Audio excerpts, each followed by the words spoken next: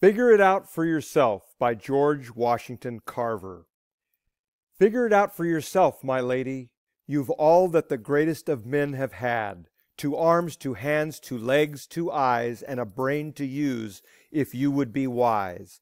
With this equipment they all began, so start from the top and say, I can. Look them over, the wise and the great. They take their food from a common plate. And similar knives and forks they use, with similar laces they tie their shoes. The world considers them brave and smart, but you've all they had when they made their start. You can triumph and come to skill, you can be great if you only will. You're well equipped for what fight you choose, you have the arms and legs and a brain to use. And the lady who has risen great deeds to do began her life with no more than you. You are the handicap you must face. You are the one who must choose your place. You must say where you want to go, how much you will study the truth to know. God has equipped you for life, but He lets you decide what you want to be. Courage must come from the soul within. The lady must furnish the will to win. So figure it out for yourself, my lady. You were born with all that the great have had. With your equipment they all began. Get hold of yourself and say, I can. George Washington Carver was an American botanist and inventor. He became well known to the public due to his active promotion of alternative crops to cotton and methods to prevent soil depletion. While a professor at Tuskegee Institute, Carver developed techniques to improve soils depleted by repeated plantings of cotton. He wanted poor farmers to grow alternative crops such as peanuts and sweet potatoes as a source of their own food and to improve their quality of life. The most popular of his 44 practical bulletins for farmers contained 105 food recipes using peanuts. Although he spent years developing and promoting numerous products made from peanuts, none became commercially successful. Apart from his work to improve the lives of farmers, Carver was also a leader in promoting environmentalism. He received numerous honors for his work, including the Spingarn Medal of the National Association for the Advancement of Colored Peoples, the NAACP. In an era of very high racial polarization, his fame reached beyond the black community.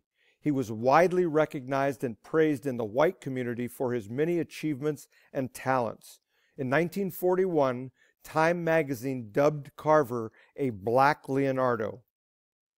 He was born into slavery in Diamond Grove, Newton County, near Crystal Place, now known as Diamond, Missouri, sometime in the early 1860s. The exact date of his birth is uncertain and was not known to Carver. However, it was sometime before slavery was abolished in Missouri in January 1865. His master, Moses Carver, was a German-American immigrant who had purchased George's parents, Mary and Giles, from William P. McGinnis on October 9, 1855 for $700.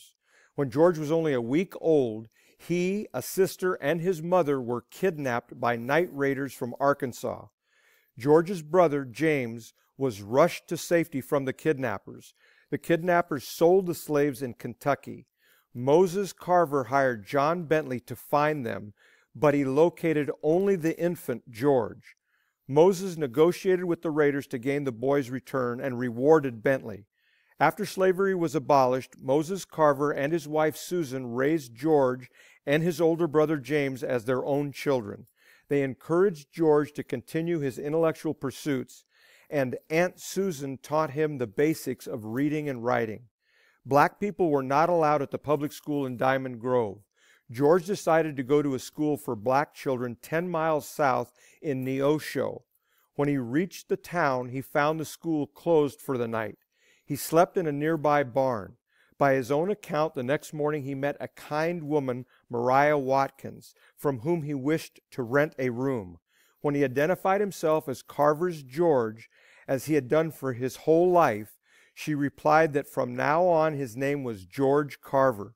George liked Maria Watkins and her words, "You must learn all you can, then go back out into the world and give your learning back to the people," made a great impression on him.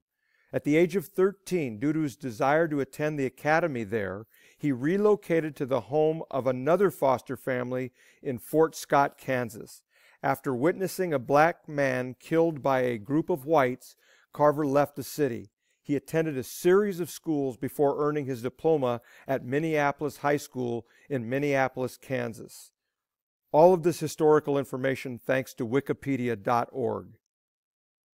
The 75th anniversary of George Washington Carver's death is January 5, 2018. And in addition to his major contributions to mankind, he is also known for his classic quotes, sayings, and in general thoughtful writing. Here are just 3 favorites. Education is the key to unlock the golden door of freedom. 99% of the failures come from people who have the habit of making excuses. I love to think of nature as an unlimited broadcasting station through which God speaks to us every hour, if we will only tune in. If you want to create something like this for someone that's especially important in your life, like you are in mine, I can show you how. Okay, now check this out. Okay, bye.